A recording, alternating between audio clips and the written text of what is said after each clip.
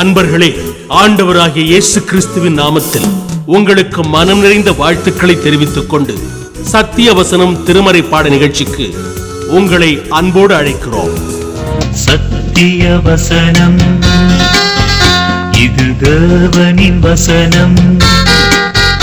நாம் சோர்ந்து போகையில் கரம் கொடுக்கும் நம் தேவனின் வசனம். நம் தேவனின் வசனம். யோவான் எழுதின சுவிசேஷம் 10ஆம் அதிகாரம் 7. ஆதலால் இயேசு மறுபடியும் அவர்களை நோக்கி, நானே ஆடுகளுக்கு வாசல் என்று மெய்யாகவே மெய்யாகவே உங்களுக்குச் சொல்லுகிறேன். 9. நானே வாசல். என் வழியாய் ஒருவன் உட்பிரவேசித்தால் அவன் ரட்சிக்கப்படுவான். அவன் உள்ளும் புறம்பும் சென்று மேய்ச்சலை கண்டடைவான். இயேசு கிறிஸ்துவின் இனிய நாமத்தில் சத்தியவசனம் நேயர்களுக்கு என் அன்பின் வாழ்த்துக்கள். மோசேயினிடத்தில் இருக்கிறவராகவே இருக்கிறேன் என்று தன்னை வெளிப்படுத்தின தேவன் புதிய ஏற்பாட்டு காலத்திலே இயேசுவை அனுப்பி தன்னுடைய பல குணங்களை இயேசு மூலமாய் ஜனங்களுக்கு வெளிப்படுத்தினார். இயேசு ஒரு காரியத்தை சொல்லுவார், நானே. அந்த நானே என்கிற வார்த்தைக்கு தேவன் என்ற ஒரு அர்த்தம் உண்டு. இயேசு இப்படி தன்னை நானே என்று சொல்லி தன்னை பிதாவுக்கு ஒப்பாக்கினதினாலே யூதர்கள் அவர் மேல் கோபப்பட்டு, நீ மனுஷனாயிருக்க உன்னை தேவன் என்று சொல்லுகிறபடியால் உன்மேல் கல்லை எறிகிறோம் என்றார்கள். அவர்கள் இயேசுவை தேவன் என்று ஏற்றுக்கொள்ளவே இல்லை. ஆனாலும் இயேசு அவர் தன்னை அவர்களுக்கு வாசல் என்று அறிமுகப்படுத்துகிறார். இந்த யோவான் 10ஆம் அதிகாரத்திலே அவர் சொல்லுகிறார், ஜனங்களை ஆடுகளாகவும் தன்னை மேய்ப்பனாகவும் பரலோகத்தை தொழுவமாகவும் சித்தரித்து சொல்லுகிறார். தாவீதுக்கு தேவனை மேய்ப்பராக நினைப்பது அதிக சந்தோஷம். கர்த்தர் என் மேய்ப்பராய் இருக்கிறார். Very personal. சகோதரனே, நீர் இயேசுவின் ஆடாக இருந்தால் இயேசுவின் சத்தத்தை அறிவீர், அவரையும் அறிவீர், சந்தோஷமாக அவருக்கு பின் செல்லுவீர். இயேசு புதிய ஏற்பாட்டில் நானே வாசல் என்று சொல்லும் பொழுது அந்த வாசல் பல காரியங்களுக்கு அது ஒரு அடையாளமாக இருக்கிறது. உங்களிடத்தில் ஒன்று கேட்கிறேன், வாசல் இல்லாத ஒரு கட்டடம் பார்த்திருக்கிறீர்களா? வாசலோ ஜன்னலோ இல்லை என்றால் அது கல்லறையாகத்தான் இருக்கும். அப்படி என்றால் உங்களுடைய வீடு, உங்களுடைய இருதயம் இயேசு எனும் வாசல் இல்லை என்றால் அது ஒரு கல்லறையாகத்தான் இருக்கிறது என்று அர்த்தம். ஆகவே இயேசு திட்டவட்டமாக சொல்லுகிறார், நானே வாசல். எதற்கெல்லாம் வாசலாய் இருக்கிறார்? அவர் பாவ மன்னிப்பிற்கு வாசலாக இருக்கிறார். இரத்தம் சிந்துதல் இல்லாமல் பாவ மன்னிப்பு கிடையாது. ஏனென்றால் பாவம் ஒரு கிரயம் செலுத்தித்தான் பாவ மன்னிப்பை பெற வேண்டும். அதைத்தான் வேதத்திலே இரத்தம் சிந்துதல் இல்லாமல் பாவ மன்னிப்பு இல்லை. அந்த காலத்திலே 2 கிடாக்களை கொண்டு வந்து ஒன்றின் தலையின் மேல் தங்கள் பாவங்களை எல்லாம் அறிக்கை செய்து அதை கொண்டு அதன் இரத்தத்தை எல்லா பலிபீடங்களிலும் தெளித்து அந்த இன்னொரு ஆட்டை போக்காடாக விட்டு விடுவார்கள். இயேசு எனக்கு பதிலாக பலியாகி என்னை தப்பித்து போக விட்டார். அவர்தான் என் இரட்சிப்பின் வாசல். அவர் என் இரட்சிப்பின் வாசலாய் இருப்பதினால்தான் என் பாவங்களையெல்லாம் அவர் தம்மேல் ஏற்றுக்கொண்டார். 2 கொரிந்தியர் 5:21 சொல்லுகிறது, பாவமே அறியாத அவர் நமக்காக பாவம் ஆக்கப்பட்டார். He who knew no sin was made sin for us. அந்த இயேசுதான் என் இரட்சிப்பின் வாசல். சகோதரனே, இந்த வாசல் வழியாய் பிரவேசித்திருக்கிறீரா? நீ ரட்சிக்கப்பட்டிருக்கிறீரா?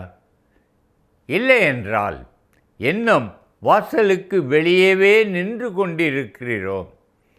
வாசல் என்பது வீட்டிற்குள் உள்ள சுகத்தையும் வெளியில் உள்ள கேடுகளையும் பிரிக்கிற ஒன்று. அதற்கு 2 பக்கங்கள் உண்டு. ஒன்று இன்டோர், இன்னொன்று அவுட்டோர். வாசலுக்கு உள்ளேயும் இருக்க முடியும், நீர் வெளியேயும் இருக்க முடியும். நீர் எங்கே நின்று கொண்டிருக்கிறீர்? வீட்டிற்குள் இருப்பீர் என்றால் இயேசுவோடு ஐக்கியமாயிருப்பீர்.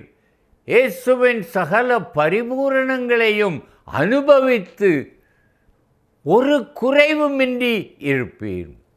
வெளியில் இருப்பீர் என்றால் சாத்தானின் சோதனைகளுக்கும் பாடுகளுக்கும் உட்பட்டு அவமானப்பட்டு உலகத்திலே நாதியற்றவராய் திரிந்து கொண்டிருப்பீர். இந்த வாசலை கண்டுபிடிப்பது அரிது. அநேகர் தேடினாலும் ஒரு சிலரே இந்த வாசலை கண்டுபிடிக்க முடியும். அதனால்தான் இயேசு சொன்னார், இடுக்கமான வாசல் வழியாய் பிரவேசியுங்கள். இடுக்கமான வாசல் என்பது கட்டுப்பாடுகளுக்கு உள்ள ஒரு வாசல். அது மட்டுமல்ல, இடுக்கமான வாசல் என்று சொல்லும் பொழுது நல்ல உயரமான வாசல், நிமிர்ந்து கொண்டே போகலாம் என்று நினையாதிருங்கள். அது ஒரு குறுகிய வாசல். அதற்குள் போக வேண்டும் என்றால் குனிந்து முழங்காலில்தான் அந்த வாசல் வழியாய் போக முடியும். தாழ்மை இருந்தால்தான் அந்த வாசலுக்குள் போக முடியும். சகோதரனே, இயேசு அந்த வாசலாய் இருக்கிறார். என்னிடத்திலே வா என்று சொல்லுகிறார். வருவீர்களா? வர வேண்டும் என்றால் அந்த இடுக்கமான வாசலுக்குள் பிரவேசிக்க பணம் ஒரு தடை, பாவம் ஒரு தடை, பெருமை ஒரு தடை. இவை எல்லாவற்றையும் கழற்றி விட்டுத்தான் நீர் இந்த வாசலுக்குள் வர வேண்டும். சகோதரனே, என்ன சொல்கிறீங்க? எல்லாம் கழற்றிடுவேன்னு சொல்கிறீங்களா? இது உங்களை கெடுத்துக்கிட்டு இருக்கின்றத உணர்ந்து கொண்டு இருக்கிறீர்களா? ஆகவே இயேசுவாகிய வாசலுக்குள் நீங்கள் பிரவேசிக்க வேண்டும் என்றால் பாவத்தை அறிக்கை செய்யுங்கள், உங்கள் பெருமையை அறிக்கை செய்யுங்கள், உங்கள் பணத்தை அவரிடத்தில் ஒப்புக்கொடுங்கள். அப்பொழுதுதான் நீங்கள் வாசலுக்கு வழியாய் பிரவேசிப்பீர்கள், அவருடைய ஆடாய் இருப்பீர்கள். அப்பொழுதுதான் அவருடைய பாதுகாவல், பராமரிப்பு, போஷிப்பு எல்லாம் உங்களுக்கு கிடைக்கும். அந்த 9ஆம் வசனத்தை வாசிக்கிறேன், கேளுங்கள். நானே வாசல். என் வழியாய் ஒருவன் உட்பிரவேசித்தால் அவன் ரட்சிக்கப்படுவான். அவன் உள்ளும் புறம்பும் சென்று மேய்ச்சலை கண்டடைவான். அப்படி என்றால் இயேசு எதற்கு வாசலாய் இருக்கிறார் என்றால் என் ரட்சிப்பிற்கு வாசல். ரட்சிக்கப்பட்டால் நான் பரலோகத்துக்கு பாத்திரன் ஆகிறேன். ஆகையால் நான் பரலோகத்திற்கு போவதற்கு இயேசுவே வாசல். இரண்டாவதாக அப்போ நான் என்ன சொல்லலாம்? ரட்சிப்பின் வாசல். He is the door to salvation. இரண்டாவதாக அவர் எதற்கு வாசலாய் இருக்கிறார் என்றால் அவர் உள்ளும் புறம்பும் சென்று போஜனத்தை கொடுப்பதற்கு அவர் வாசலாக இருக்கிறார். Door to satisfaction. வாழ்க்கையில் திருப்தி, போதுமென்கிற மனதுடனே கூடிய தேவ பக்தியே மிகுந்த ஆதாயம் என்று பவுல் தன் அனுபவத்திலே அவன் அறிந்து சொல்லுகிறான். நாமும் ஒரு திருப்தியற்ற வாழ்க்கை வாழ்ந்து இன்னும் இன்னும் இன்னும் என்று நாம் அதிகமாக எதிர்பார்த்து விரிவாகிக் கொண்டே போக வேண்டும் என்று விரும்பினால் ஒரு நாளும் திருப்தி அடைய முடியாது. தேவனுக்குள் இருக்கிறவன்தான் அவரை விசுவாசிக்கிறபடியால் அவர் எல்லாவற்றையும் பார்த்து கொள்ளுவார். யெகோவா ஈரே என்று விசுவாசிக்கிறபடியால் அவன் எல்லாவற்றிலும் திருப்தி உள்ளவனாக இருப்பான். நீர் இயேசுவை ஏற்றுக்கொண்டால் உம்முடைய வாழ்க்கையில் அந்த திருப்தி வந்துவிடும். சகோதரனே, என்ன சொல்லுகிறீர்கள்? உங்கள் வாழ்க்கையில் அந்த திருப்தி வேண்டும் என்றால் இயேசு உங்களுக்கும் வாசலாய் இருக்க வேண்டும். அவருடைய தொழுவத்திற்குள் நீங்கள் பிரவேசிக்க இயேசுதான் வாசலாய் இருக்கிறார். பிரவேசிப்பீர்களா? மூன்றாவதாக வாசல் என்பது என்ன என்றால், இஸ்ரவேல் தேசத்திலே தொழுவங்கள் எப்படி இருக்கும் என்பதை நீங்கள் கொஞ்சம் அறிந்து கொள்ள வேண்டும். ஒரு வாசல் இருக்கும். சுற்றிலும் பெரிய பெரிய கற்களை 4 அடி 5 அடி உயரத்திற்கு சுற்றிலும் வைத்திருப்பார்கள். அந்த கற்களின் மேலாக முட்செடிகளை போட்டு வைத்திருப்பார்கள். திருடர் தாண்டி வர முடியாதபடி, ஆடுகளும் தாண்டி வெளியே போக முடியாதபடி. அந்த தொழுவத்தின் வாசலில் மேய்ப்பன் படுத்துக்கொள்வான். யாரும் தொழுவத்திற்குள் வர வேண்டும் என்றால் மேய்ப்பனை தாண்டித்தான் வர வேண்டும். அப்படி என்றால் இந்த மேய்ப்பன் வாசலாய் இருப்பதினால் ஆடுகளுக்கு பாதுகாவல். Door to security. உங்களுடைய வாழ்க்கையில் பாதுகாவல் இயேசுவே. உங்கள் பிள்ளைகளை பாதுகாக்க வேண்டுமென்றால் அவர்களை தேவனிடத்தில் ஒப்புக்கொடுங்கள். திக்கற்றவர்களாய் போகும் உன் பிள்ளைகளை என்னிடத்தில் ஒப்புக்கொடு என்று கேட்கிறார். அவருடைய பாதுகாப்பு தேவனிடத்தில் இருக்கிறது. நீங்கள் வாசல் வழியாய் பிரவேசித்தால் உங்களுடைய பிள்ளைகள் பாதுகாக்கப்பட்டிருப்பார்கள். இன்றைக்கும் அநேக பெற்றோர் தங்கள் பெண் பிள்ளைகளை வெளியே அனுப்பிவிட்டு வீட்டிற்கு வரும் வரை எவ்வளவு வேதனையோடு எவ்வளவு எதிர்பார்ப்போடு பயத்தோடு இருக்கிறார்கள் என்பது நமக்கு நன்றாக தெரியும். அவர்கள் வீட்டை விட்டு போகும்போதும், இயேசுவே, இவளை உம்முடைய கரங்களில் ஒப்பு கொடுக்கிறேன், பாதுகாத்து கொண்டு வாரும் என்று சொல்லி ஜெபித்து அனுப்பி இருப்பீர்கள் என்றால், அவர்கள் வரும்போது தேவனே உமக்கு நன்றி என்று சொல்லி உள்ளே சந்தோஷமாய் அழைப்பீர்கள். பாதுகாவல் இயேசுவினிடத்தில்தான். அந்த பாபிலோன் மகா பாதுகாப்புள்ள இடம். அங்கே ஒரு பெரிய குளம் உண்டு. தண்ணீர் நிரப்பிவிட்டால் 2 வருடங்களுக்கு பாபிலோனுக்கு தண்ணீர் குறையே இராது. 317 அடி உயரமான சுவர்கள், யாருமே அதற்குள் வர முடியாது, இம்ப்ரெக்னபிள் அப்படி என்று இருந்தது. ஆனால் நேபுகாத்நேச்சார் அவன் பெருமை கொண்டபோது அவனை தள்ளினார். அவனுடைய பேரன் பெல்ஷாத்சார், அவன் மரத்தினாலும் கல்லினாலும் ஆன தேவர்களை புகழ்ந்து எருசலேம் தேவாலயத்தின் பாத்திரங்களை அவன் அசுசிப்படுத்தினதினால் தேவன் கோபம் கொண்டார்.